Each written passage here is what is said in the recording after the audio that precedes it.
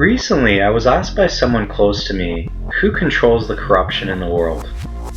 So I think it's more of a product of the actual systems we have in place. Not only the political systems, but our banking systems, news outlets, education, big tech, and big pharma. And it's a product of us as a society that we allow ourselves to be manipulated and controlled. But the person I spoke with did bring up the Illuminati, and I want to talk about a group that I think gets quite overlooked and is just as important to focus on. Now, the first thing I want to get out of the way is that obviously people at this point are aware that some horrible things are happening in Hollywood. So one of my commenters on a previous video talked about Ellen DeGeneres having Bill Gates on as a guest recently and praising him as a great guy. Ellen ended up deleting all of her YouTube comments on the video after Bill Gates was being destroyed and attacked by numerous commenters on there. And shortly after that, Microsoft released a promotional video with a well-known Satanist named Marina Abramovich.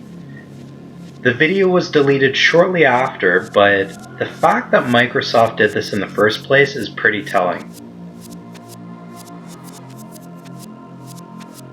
Plus, you have many cases of sexual abuse happening all over Hollywood. And so this video isn't at all about me denying what's going on in Hollywood, but I want to show you guys another angle on this.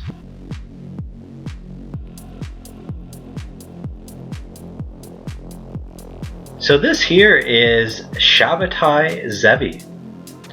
You probably haven't heard of this guy before, but he led the largest Messiah movement in Jewish history, and he had promised his followers to return them to their homeland in Palestine. At one point, he was estimated to have over 100,000 Jewish followers. So he had traveled to different areas, Egypt, Jerusalem, Constantinople, and on June 18th, 1666, he declared himself the Jewish Messiah. Interesting date for that.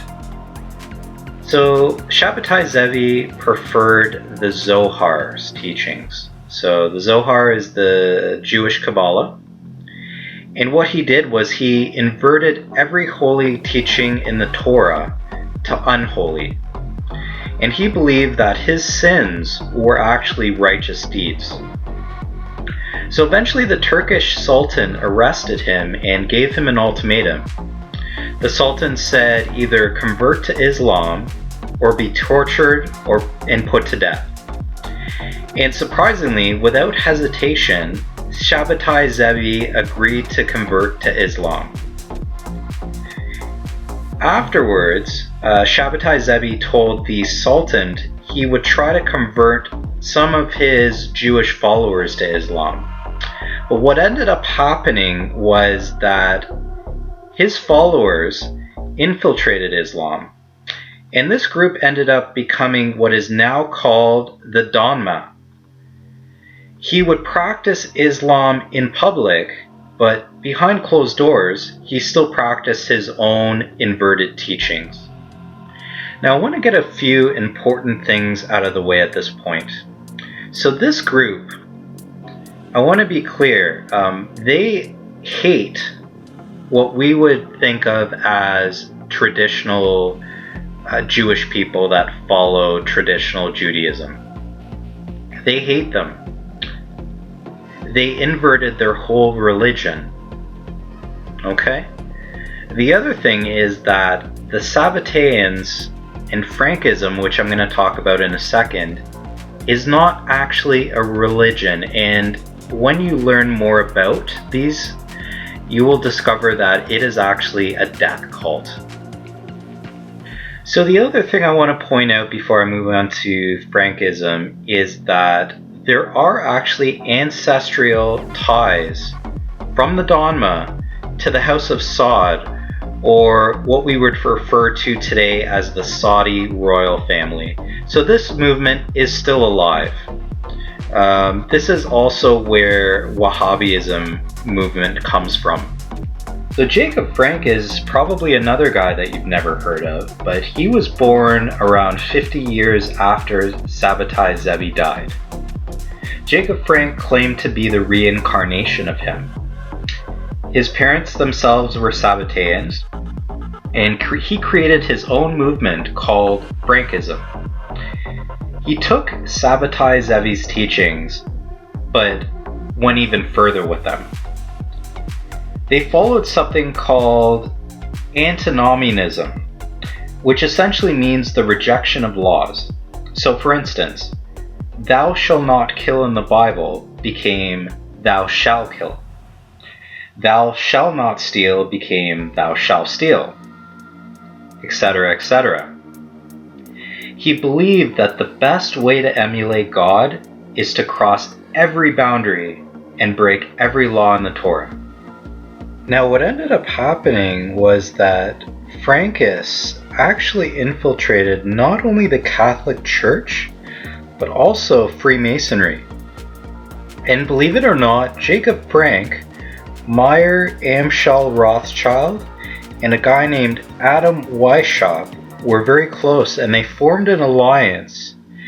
And Adam Weishaupt is the guy who refounded the Bavarian Illuminati in 1776.